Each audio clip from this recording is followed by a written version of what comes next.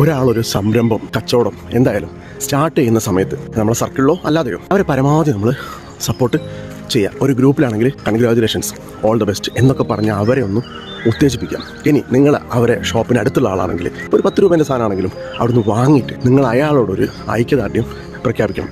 ഓരോ ആളുകളും ഒരു സ്ഥാപനം തുടങ്ങുന്നത് വളരെ ബുദ്ധിമുട്ടി അവരൊരു സ്വപ്ന സാക്ഷാത്കാരത്തിന് വേണ്ടിയിട്ടാണ്, അല്ലെങ്കിൽ അവരെ ലിവിങ് കാര്യങ്ങൾ നടന്നു പോകാൻ വേണ്ടിയിട്ടാണ്.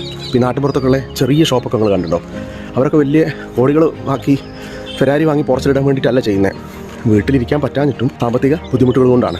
അപ്പം നിങ്ങൾ കൊടുക്കുന്ന ഒരു 10 രൂപ അല്ലെങ്കിൽ ചെറിയൊരു കച്ചവടം, ഒരു സർവത്തായാലും ഒരു മോരുവെള്ളമായാലും അല്ലെങ്കിൽ പുതിയ ഏതെങ്കിലും ഒരു ചങ്ങായി ഒരു ഷോപ്പ് തുറക്കുകയാണെങ്കിൽ അവിടെ നിന്ന് എന്തെങ്കിലും ഒരു സാധനം വാങ്ങുന്ന നോക്കുക. പ്രചോദനമാണ്, നമ്മളൊരു കൈൻഡ്നെസ് വളർത്തും. മാത്രമല്ല നമ്മളത് കാണുകയാണ്. നാളെ നിങ്ങൾക്കും ഇതുപോലൊരു അവസരങ്ങൾ കൂടെ കടന്നു പോകുമ്പോൾ നിങ്ങളും ഒരു സംരംഭകയോ ആവുന്ന സമയത്ത് ഇതൊക്കെ നമുക്ക് റിട്ടേൺ ആയിട്ട് വരും, വലിയ രൂപത്തിൽ തന്നെ. അപ്പോൾ എപ്പോഴും ആ ഒരു കൈൻഡ്നെസ് എസ്പെഷ്യലി നാട്ടിൻപുറത്തുള്ള സാധാരണ ചെറിയ കച്ചവടക്കാരോട് നിങ്ങൾ കാണിക്കണം. സൂപ്പർ മാർക്കറ്റിലേക്കാളോ അല്ല ഹൈപ്പർ മാർക്കറ്റിനേക്കാളൊക്കെ ചെറിയ വില വ്യത്യാസമൊക്കെ അവിടെ ഉണ്ടാവും, കൂടുതലൊക്കെ ആയിരിക്കാം. എന്നാൽ പോലും നിങ്ങൾ അവരെ സപ്പോർട്ട് ചെയ്യണം. Thank you.